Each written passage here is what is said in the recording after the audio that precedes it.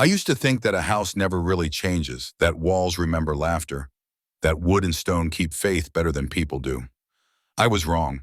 A home can turn strange on you in a single evening, the way a familiar face looks unfamiliar when you realize it's been lying. The china plates felt heavier than usual as I arranged them on the dining table. 64 years on this earth, and suddenly my own hands seemed foreign, like I was playing a role in someone else's house. I had polished the crystal glasses that morning, wiped each silver fork twice, folded the white linen napkins into crisp triangles. Everything looked right. Nothing felt right. Behind me, the living room glowed under the chandelier light, but it didn't look like my living room anymore. My favorite reading chair, the old leather wingback that had held me through decades of Sunday papers, naps, and thunderstorms, had been moved. It now sat awkwardly near the bookshelf, exiled from the window where it had belonged for 15 years. The family photos on the mantel had been rearranged too.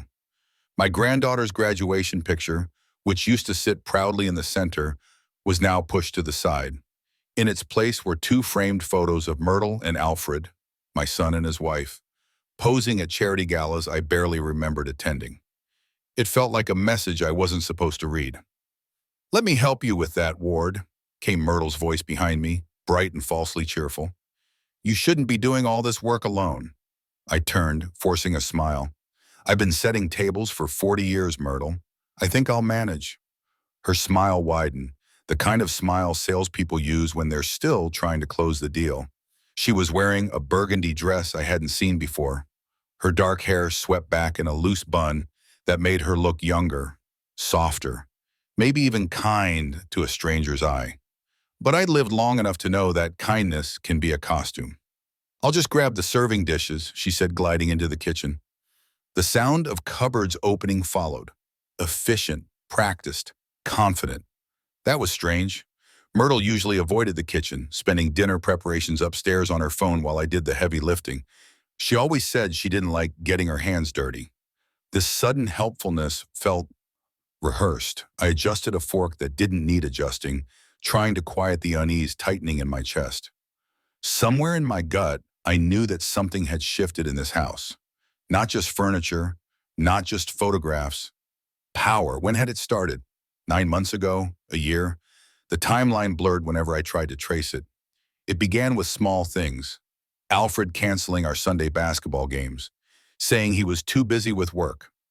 Then came the missed calls, the awkward silences. Friends from church stopped inviting me to poker nights. Henry, my oldest friend, said something vague about Myrtle wanting me to have space, that I was going through a rough patch. A rough patch. That was a polite way of saying old age. The front door opened with a sharp creak. My son, Alfred, stepped inside. Tie loosened, briefcase in hand. He nodded in my direction. An acknowledgement, not affection, and crossed to Myrtle, kissing her cheek like a well-trained routine. "How was work?" she asked, her voice dipping into that soft, careful tone women use when they know they're being watched. "Long," he said. "Is everything ready for tonight?" "Almost. Your father's been helpful." The way she said helpful made it sound like a surprise. Alfred only hummed, already checking his phone. "What time are your parents getting here?" he asked. 7. "We have 20 minutes." He nodded, still not looking at me. My own son, standing 15 feet away, couldn't meet my eyes. I turned back to the table, straightening a napkin that was already perfect. The distance between us hadn't always existed. I was the one who'd taught him to ride a bike, to drive, to hold a wrench. We'd rebuilt a 1967 Mustang together in that very garage, arguing about torque ratios, laughing over scraped knuckles. Now the Mustang sat in the driveway, rusting quietly, untouched for 2 years. I walked down to the basement to fetch a bottle of wine. The air was cool, carrying that old scent of oak and dust. I ran my hand over the racks, stopping at a 2019 Cabernet. A good year, nothing extravagant. The kind of wine you choose when you want comfort, not celebration. When I turned toward the stairs, I caught sight of myself in the small mirror near the door. The face staring back didn't look like mine. The skin sagged under the eyes, the cheeks hollowed, the hairline thinner than I remembered. Somewhere between birthdays and funerals, I'd grown old without permission. The doorbell rang. I climbed the stairs slowly, pausing at the top to catch my breath. Through the frosted glass, I saw Olive and Herbert Stone on the porch, Myrtle's parents. Olive held a covered dish. Herbert wore a sport coat despite the September heat. "Ward," Olive beamed as I opened the door. "Happy birthday to my wonderful son-in-law's father." She'd never quite figured out the right title, but her warmth was genuine. Herbert shook my hand firmly. "Good to see you, Ward," he said. "Thanks for having us." "Come in, please," I said. "Glad you could make it." They were good people, simple, kind, real. Herbert had worked construction for 35 years before retiring. Olive volunteered at the library. They'd raised Myrtle in a modest house where neighbors knew each other's names. How they'd produce someone like her remained a mystery to me. "What a lovely home you have," Olive said, looking around. "You must be so proud of everything you've built." Her words should have made me happy. Instead, they stung. Because yes, I was proud. Or used to be. I'd bought this house in 1998 when Tampa real estate still made sense. I'd replaced the roof, renovated the kitchen, planted the oak tree in the backyard that shaded half the lawn now. It was my home. Mine. So why did it feel like I was already being written out of it? "Thank you, Olive," I said, taking the dish from her. Myrtle appeared then, sweeping out of the kitchen like an actress hitting her cue. She hugged her mother, kissed her father, smiled with perfect warmth. "Happy birthday, Daddy," she told me. 68 looks good on you." I didn't correct her. It wasn't my birthday. My birthday had been 2 weeks ago. Alfred emerged next, shaking Herbert's hand, complimenting Olive's dress, pretending everything was fine. We all took our seats, Myrtle and Alfred on one side, Olive and Herbert on the other, me at the head of the table, the place where I'd sat for 27 years. Dinner began like a play with too much dialogue. Myrtle guided the conversation. Herbert's fishing trip, Olive's volunteer work, Alfred's latest project. I watched from across the table as they talked and then laughed, while I became invisible in my own home. Then Alfred spoke without looking at me. "Dad, Myrtle told me you forgot to pay the utilities last month. We can't have that happening again." The air thickened. Olive and Herbert kept eating, pretending not to notice. "I paid them on time," I said quietly. "The same I always do." Alfred shrugged. "Well, we got a disconnect notice, so something went wrong." Something went wrong. The way he said it, like he was talking to a child, like 43 years of responsibility meant nothing now. I lifted my wine glass to my lips, taking a slow sip to swallow the anger. Across the table, Myrtle watched me with that same calm expression. Polite, unreadable, concern, or calculation. Herbert's voice broke the silence. "You should have seen the size of that base, Ward. Big as my arm, I swear." Everyone chuckled. Even Alfred smiled. The tension eased, replaced by the sound of cutlery and polite laughter. Herbert began telling a story about his fishing trip to Lake Okeechobee. I tried to focus on his words, but my thoughts drifted. Then Myrtle's hand slid across the table, gently moving my orange juice closer. "Ward, you've barely touched your juice," she said sweetly. "You need to stay hydrated. Drink up." Something in her tone made my skin prickle. "I'll drink it in a moment," I said. "Let me enjoy Herbert's story first." "Dad," Alfred added automatically, "listen to Myrtle. She's right. You should drink." I forced a smile. "I'll manage." I picked up my fork, spearing a green bean I had no appetite for. I didn't eat it. I just held it in front of me, pretending to listen to Herbert while my eyes flicked toward that glass. The orange juice shimmered under the light. Pulpy, thick, too sweet. And at the bottom, when I tilted it slightly, I saw something I shouldn't have seen. A faint, powdery residue swirling in the pulp. I looked up slowly. Myrtle was smiling again. And that's when I knew. Whatever was happening in this house tonight, it wasn't about dinner, it was about me. I didn't drink the juice. When the dinner ended and the dishes were cleared, I waited until Myrtle turned her back, then quietly poured the orange liquid into the sink.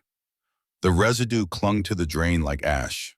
I rinsed it twice, scrubbing until nothing remained but the faint smell of citrus and something bitter underneath.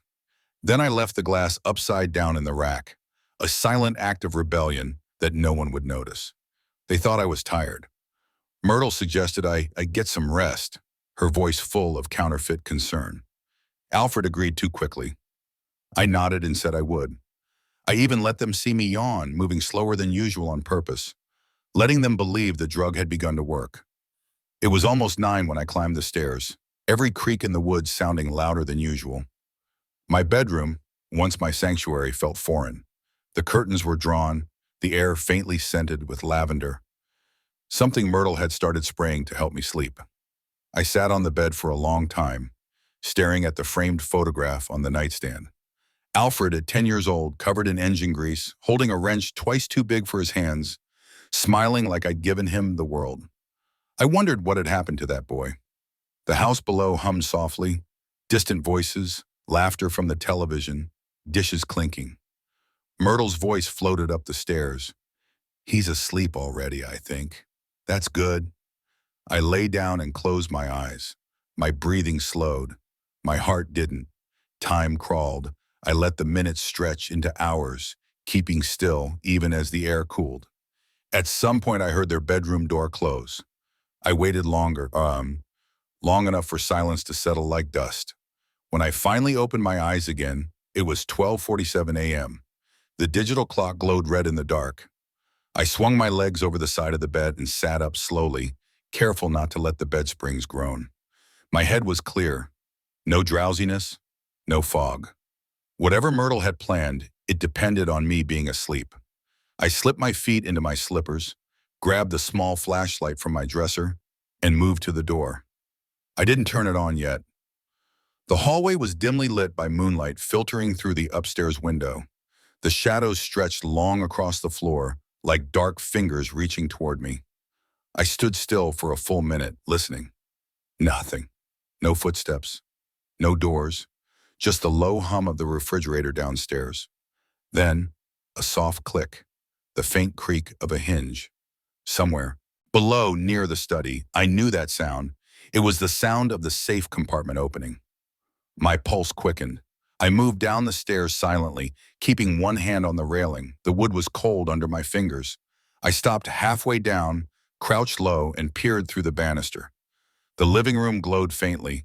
One lamp turned on near the corner, and there she was. Myrtle.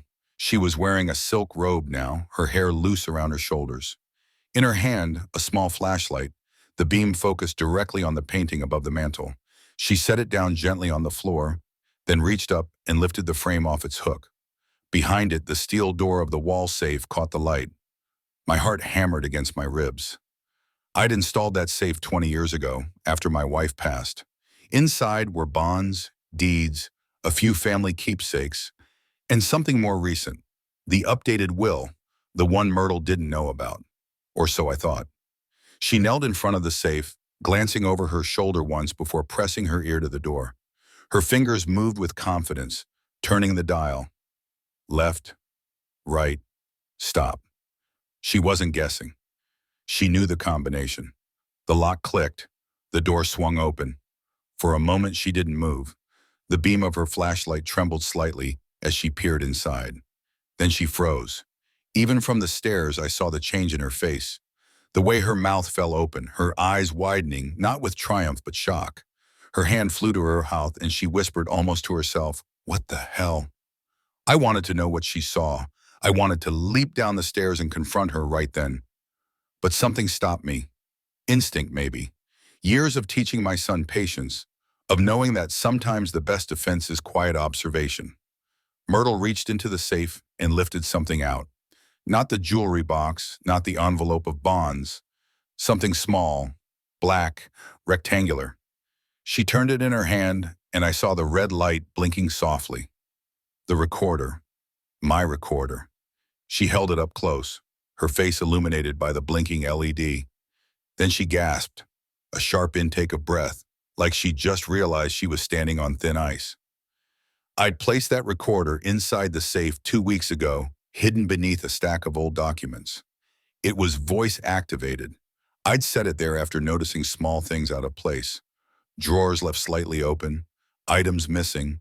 the faint smell of Myrtle's perfume in rooms she never entered. It had already captured hours of conversation, whispers between her and Alfred when they thought I was napping.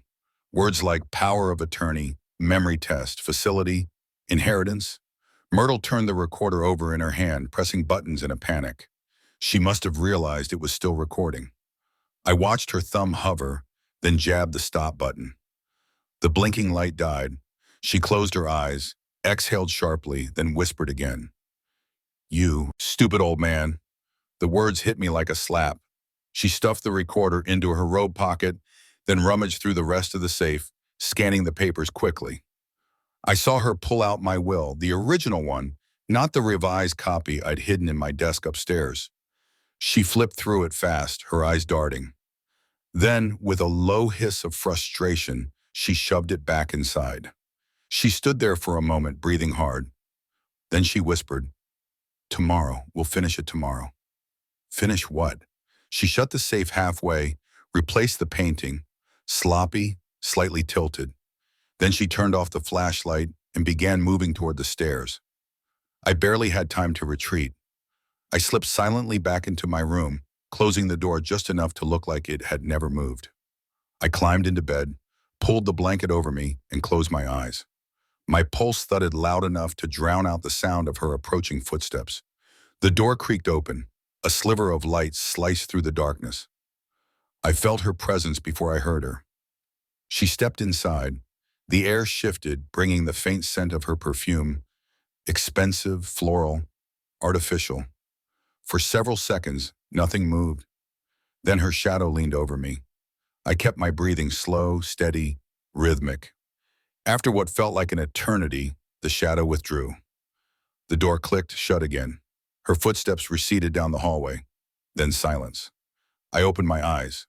The room was dark again, but my mind was sharp, electric. Every nerve hummed with awareness. I stared at the ceiling until dawn, listening to the house breathe. Creaks, beeps, the faint hum of the refrigerator, as if it were trying to confess something. At 5:30, I got up. My body ached from staying still so long. I moved to the window, pulling the curtain back slightly. The sky was gray, the first hint of sunrise painting the horizon. The neighborhood was still asleep. Down in the driveway sat the old Mustang, silent under a thin film of dew. My reflection stared back at me in the glass. Older, yes, but no longer helpless. I showered, dressed, and went downstairs. The air smelled of coffee. Myrtle's doing, no doubt, though the act felt hollow now. She was already in the kitchen, robe replaced by a pastel blouse, humming softly as she buttered toast. "Morning," she said without looking at me. "You slept well, I hope?" I smiled faintly. Like a baby. She turned, a flicker of relief crossing her face. "That's good. You looked exhausted last night." "I was." I paused, letting my eyes drift to the glass I'd poured the juice into, still upside down in the rack. Her gaze followed mine for half a second before she turned away. Alfred came down a few minutes later, yawning, adjusting his tie.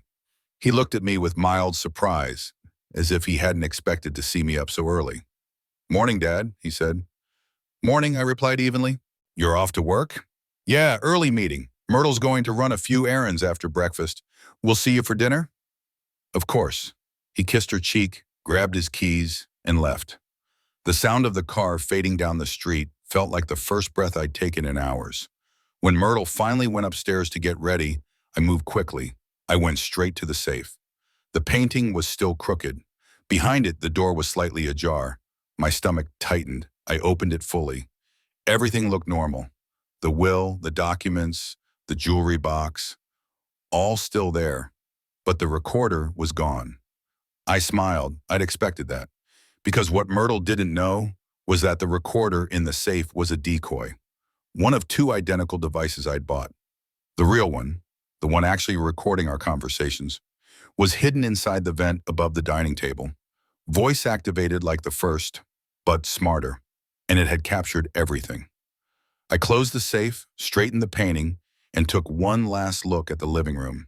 The house was silent again, but it didn't feel the same kind of empty. Now it felt like it was holding its breath, waiting.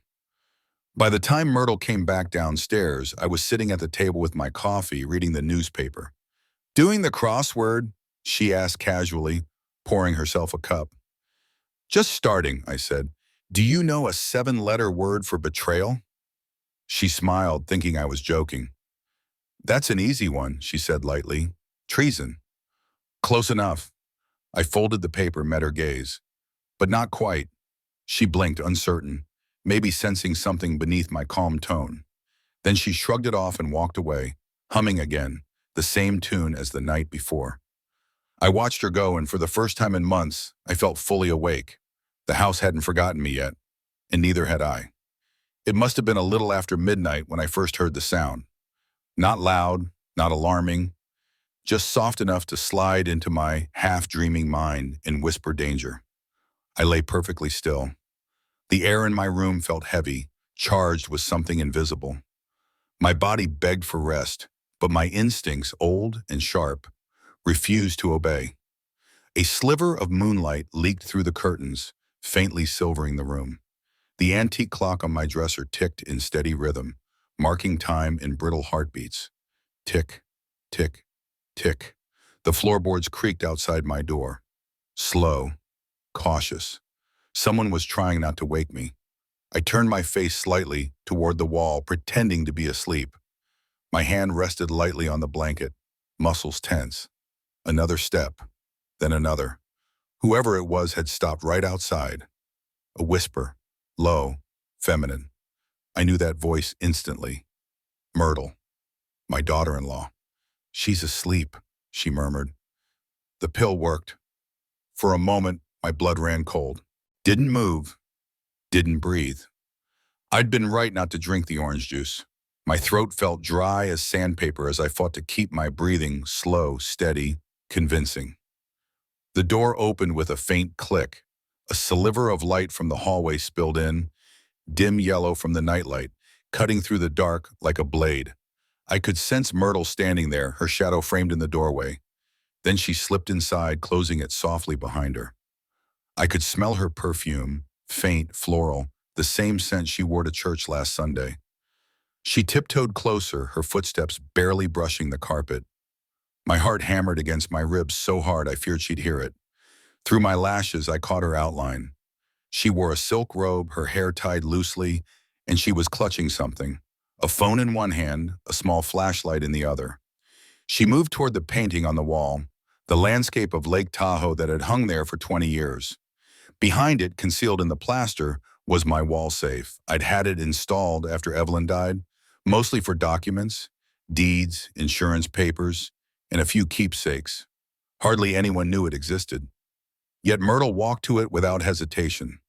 I felt a strange wave of sadness wash through my chest, heavier than fear. There was no confusion now. She knew. She knew the code.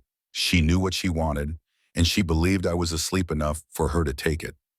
I almost wanted to sit up and ask her why, but I stayed still, watching. She lifted the edge of the painting, careful not to make a sound. The hinges creaked softly as she swung it aside. Then she crouched down and, in the beam of her flashlight, began to turn the dial. Click, click, click. The sequence was exact. My code. My hand twitched involuntarily under the blanket, but I stopped myself. She spun the dial one last time, pressed the handle, and the safe door opened with a muffled clunk. Her flashlight flickered over the contents. Papers neatly stacked, an old silver pen, and a small black recording device. One I'd started using months ago when I first suspected things weren't right in my own house. Myrtle reached inside and froze. She stared at the recorder, its red light blinking steadily. She blinked once, twice, and whispered to herself, "What the hell?" Her face twisted into something I'd never seen before. Not guilt, not fear exactly, but calculation. She picked up the recorder, turned it over in her hand, pressed a button. It clicked in words softly. Then my own voice came through. "If you're hearing this, then you already know you shouldn't be here." Her breath caught. The sound of my voice, calm, measured, filled the dark room. "This recording will be copied automatically to the hard drive in the basement and the USB drive in my coat pocket. I advise you to put everything back and leave before you make things worse." Myrtle's hand trembled. I could see it. The flashlight beam quivered against the wall. Her lips parted, but no words came out. For a few seconds, she just stood there, frozen between fear and fury. Then, almost violently, she snapped the recorder off, shoved it back into the safe, and slammed the door shut. "Old fool," she whispered under her breath. "You're not as sharp as you think." I watched her from the corner of my eye, fighting every instinct to sit up, to confront her. But I needed her to believe I was still unaware. I needed her to lead me to the rest of it, to the why. She lingered by the bed for a moment. I could feel her eyes on me. My chest rose and fell in even rhythm. My hand twitched slightly, just once, as though in sleep. Finally, she sighed and turned toward the door. Her phone buzzed softly and she picked it up before stepping into the hallway. I heard her whisper, "He's asleep. Everything's still here. We'll handle it tomorrow." Tomorrow. The word echoed in my mind like a gun cocking. The door closed quietly behind her. The moment her footsteps faded, I opened my eyes. My entire body ached from staying so still, but adrenaline burned through every vein. I sat up slowly, the room spinning just a little from the lingering fog of that half-dosed dinner. My throat tasted bitter. On the nightstand, the glass of orange juice sat untouched. The faint white residue at the bottom shimmered under the moonlight. I picked it up, sniffed. Chemical, bitter, sleeping pills crushed fine, enough to knock me out for the night, maybe even keep me under long enough to make me unresponsive. I set it down, breathing hard. My mind raced through everything I'd seen these past weeks. The missing keys, the mail redirected. Alfred's strange new confidence. The way Myrtle had started answering for me in conversations. She wasn't acting alone. I rose quietly, went to the safe and turned the dial. The combination felt heavier under my fingers, as though the numbers themselves resisted. The door swung open. Inside, the papers were slightly shifted, the recorder still warm from her touch. I took it out, pressed play. The tape hissed, then played back her voice. Every word she'd spoken just minutes ago.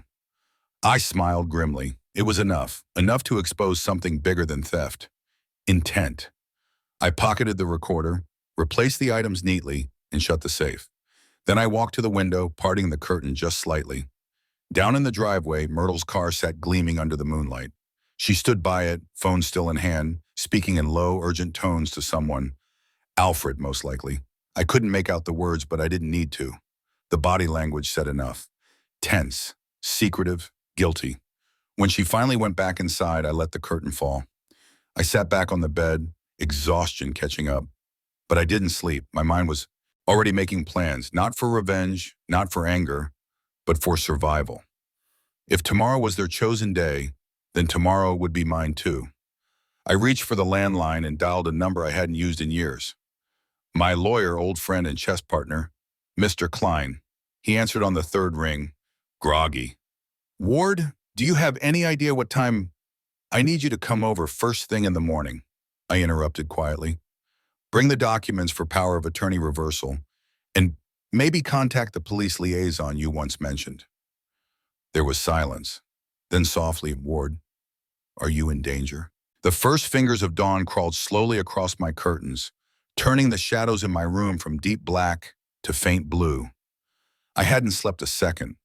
My bones ached from the long night, but my mind was wired, sharp and steady. The recorder sat on the bedside table, its small red light pulsing like a heartbeat. Proof. Downstairs, I heard the faint clatter of dishes. Myrtle was already awake. She moved about the kitchen like a woman without guilt. Too calm, too composed. The smell of coffee drifted through the air, thick and inviting. My throat itched for a sip, but I wasn't going to touch anything she prepared for me ever again. Instead, I got dressed quietly, a clean white shirt, my old gray sweater. I wanted to look ordinary, harmless, like a man who had slept through the night, dreaming of better days.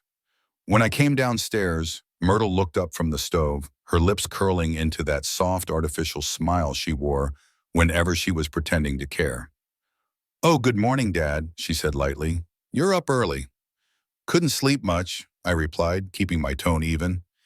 Guess I'm getting too old for those big dinners. She laughed, just a touch too loudly.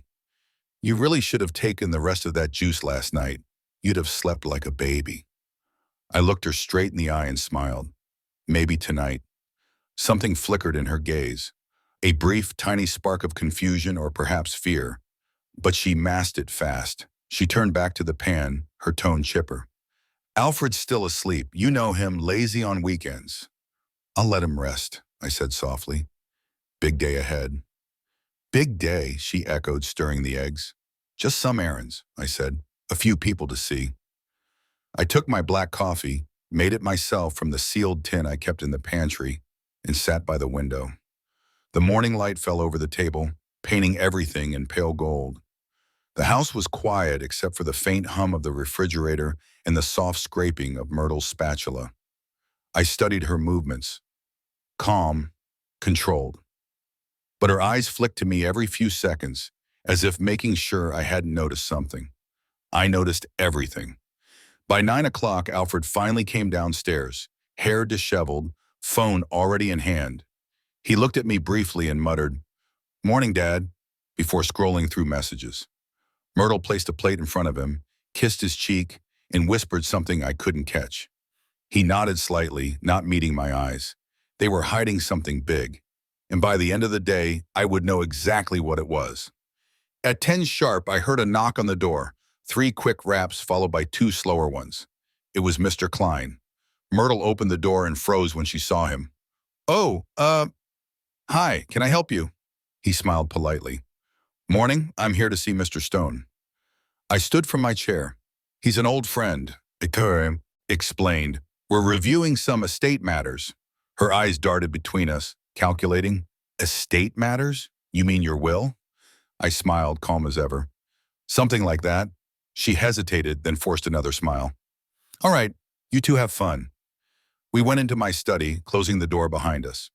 The air in there smelled faintly of cedar and old paper. My lawyer looked at me with tired concern. "Ward, you sounded unsettled last night. What's going on?"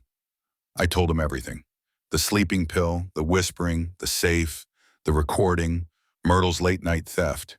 He didn't interrupt once, just listened, his expression darkening by degrees. When I was done, he leaned back in the chair, exhaling.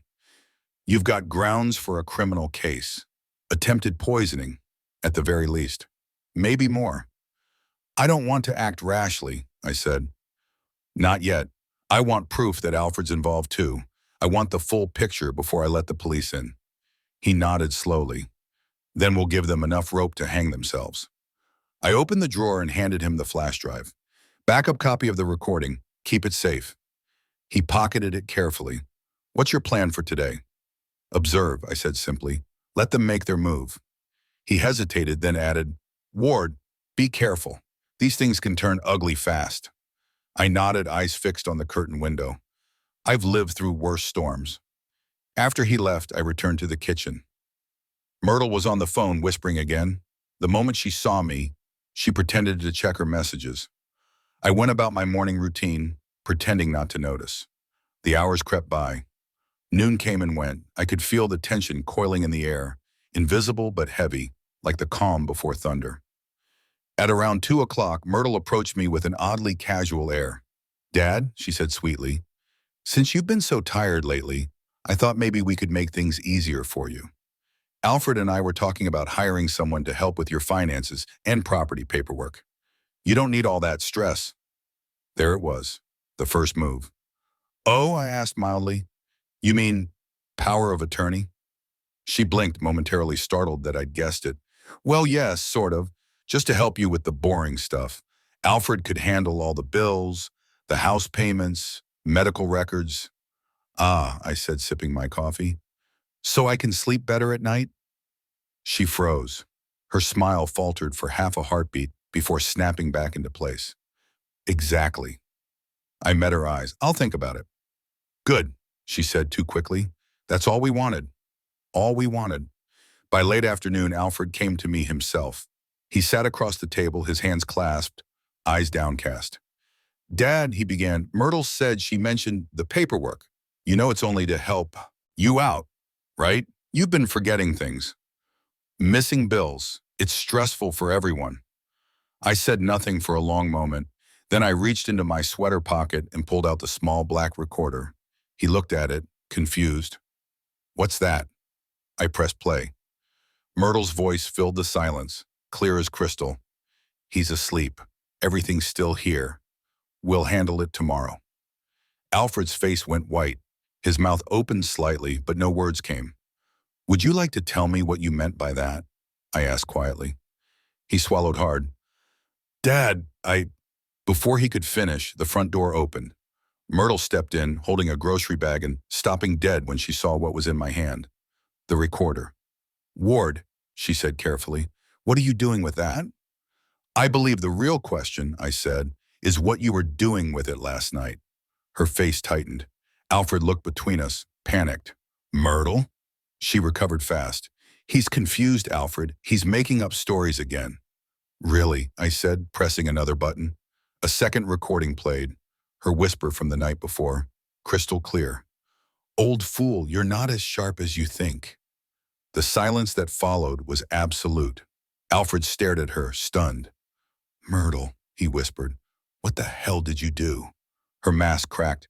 I did it for us. You said you were tired of waiting, that he'd never let go of the house or the accounts. Stop, Alfred hissed, his voice trembling.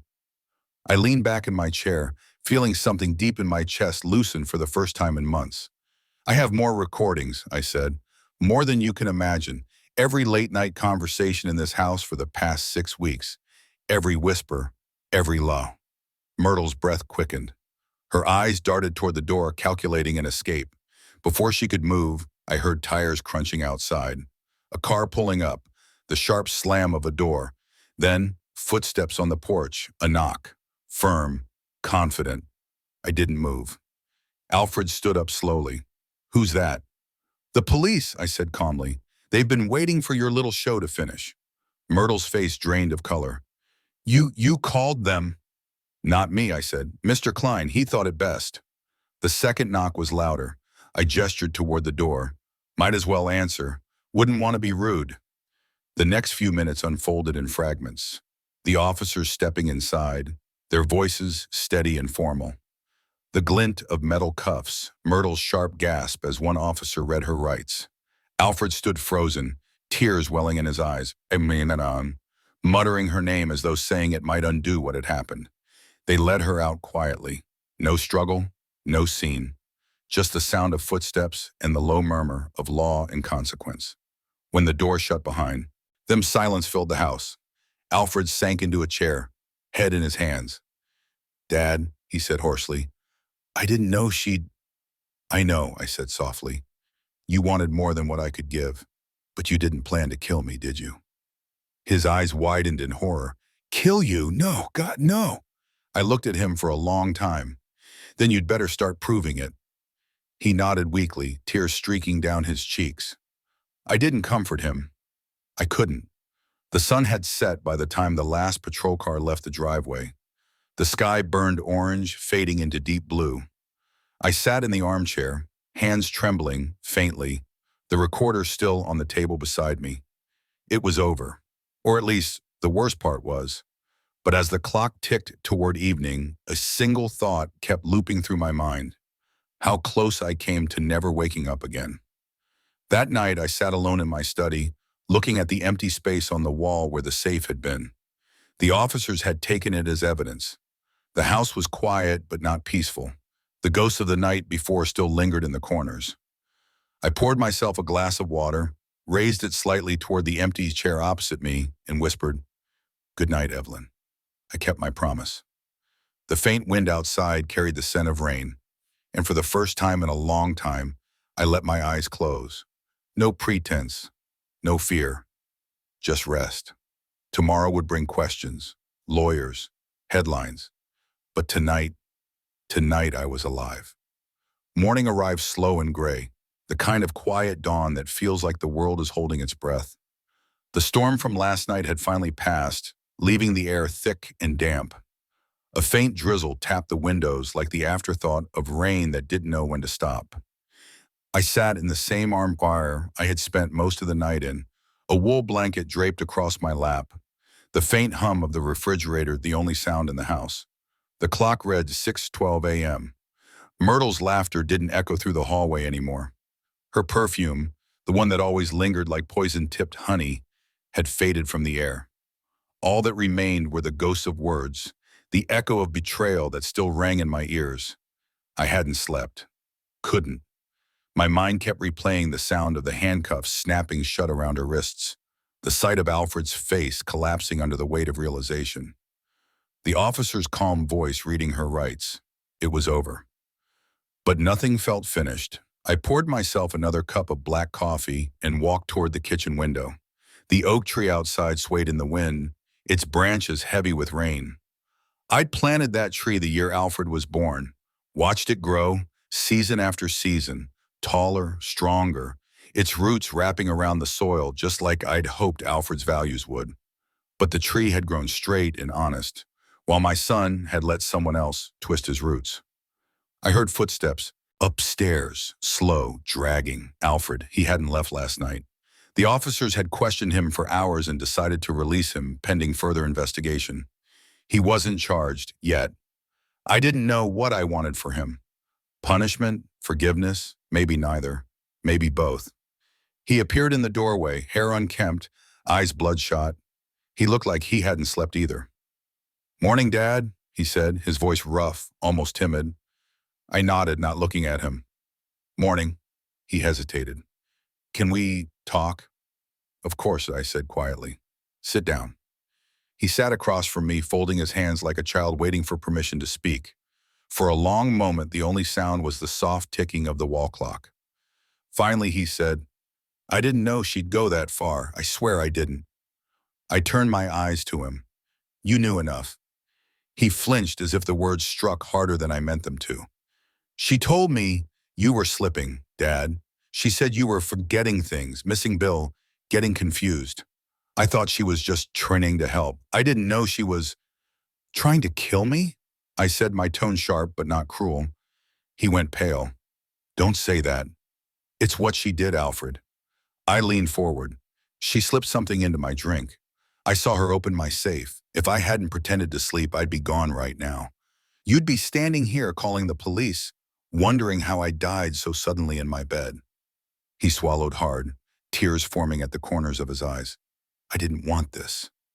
"But you let it happen," I said. "You let her talk about selling this house, moving me into a care facility, getting access to my accounts. You didn't stop her. You helped her. Do you even know how long she's been planning this?"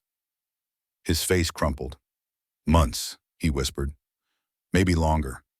She said we needed stability, that I'd never get promoted if I kept bailing you out financially.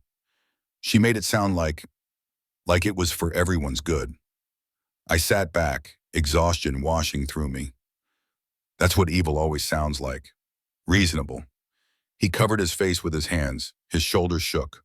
For a long time, neither of us spoke. By 8 o'clock, the phone began to ring. First, it was Detective Ross calling to confirm Myrtle's statement. Then Mr. Klein, then the insurance company. Each conversation blurred into the next, reports, signatures, follow-ups, legal assurances. When it was done, I hung up and stared at the silent phone. The house felt larger now, too large. The echoes of the past 24 hours filled every corner. My late wife, Evelyn, used to say that silence was comforting when it belonged to peace, but heavy when it belonged to regret. I finally understood what she meant. Alfred spent the rest of the morning pacing.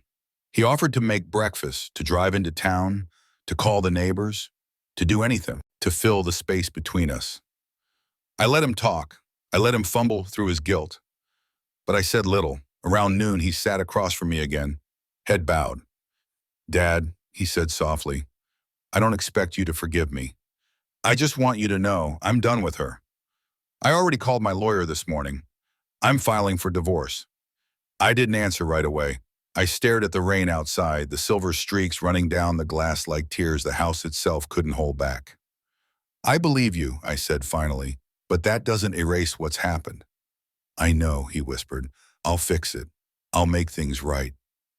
"How?" I asked quietly. "You can't unpoison trust." He flinched again. "Then I'll rebuild it." I wanted to believe him. I wanted to reach across the table, grab his hand, and tell him that the boy who rebuilt a '67 Mustang with me could find his way back. But I couldn't yet. The wound was too raw, the scar too fresh. Instead, I said, start by telling the truth. To yourself, to the police, to your lawyer. Don't protect her. Don't hide what you know. He nodded, tears streaming silently down his face. By afternoon, the world outside had brightened. The rain had stopped. Sunlight crept timidly across the porch, glinting on the puddles in the driveway. The police had returned to pick up additional evidence. I watched from the window as they loaded the safe, the orange juice glass, the pill container they'd found in Myrtle's dresser.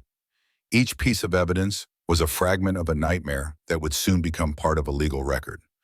When they left, I stood in the silence again, and for the first time I noticed how empty the house truly felt. No voices, no laughter, no footsteps on the stairs. Just me, and the ghosts of what used to be. I walked to the kitchen, opened the old wooden cabinet, and pulled out a photo album. The pages were worn, the corners curled. There was Evelyn, smiling under the oak tree. Alfred as a boy, missing his 2 front teeth.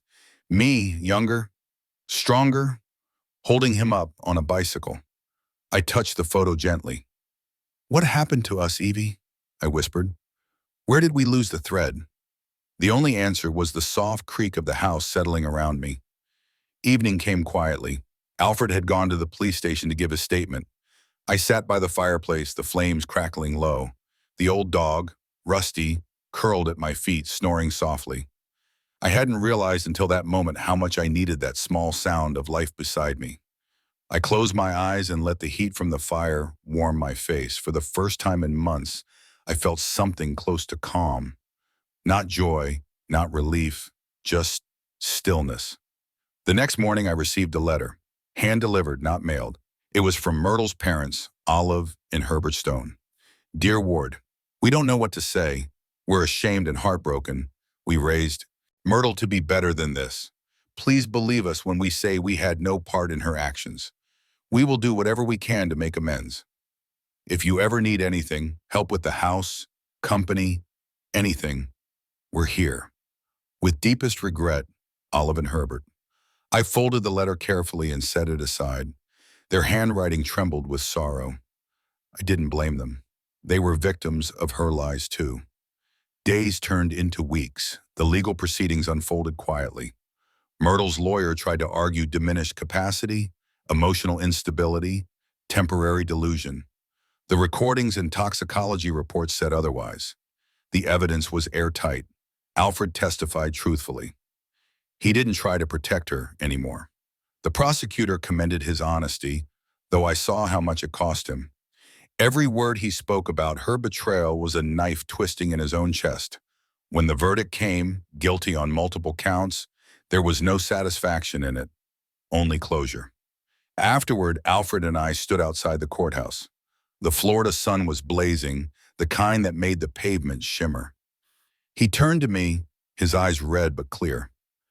Dad, he said softly, I don't deserve a second chance, but if you'll let me try, I'll spend the rest of my life earning it. I looked at him for a long time, then finally I said, I'm not ready to forgive you yet. He nodded, accepting it. But, I added, I'm ready to start remembering the boy who helped me build that Mustang. He smiled weakly, tears slipping down his cheeks. Then I'll be here, he whispered. That evening I drove home alone. The house waited for me, quiet but not cold. The sun was setting over the oak tree, bathing the yard in amber light. I parked the car and stood there for a long time, watching the wind rustle through the leaves. When I went inside, I opened the safe's empty spot and placed something new there. A framed photo of Evelyn, Alfred, and me, back when everything was still whole. Then I closed the wall panel and locked it. Not to hide it, to keep it safe. That night, as I sat on the porch with a cup of tea, I realized something I hadn't in a long while. Surviving betrayal isn't about revenge. It's about reclaiming peace from the pieces left behind. I had nearly lost my life to my daughter-in-law's greed, but in that loss, I'd regained my sense of clarity, of worth, of quiet strength. The moon rose slow over the oak tree, silver and forgiving. I lifted my cup slightly, murmuring to the night, "Here's to second chances, Evie, for both of us." The wind stirred the branches in reply, and for the first time in years, I felt home again.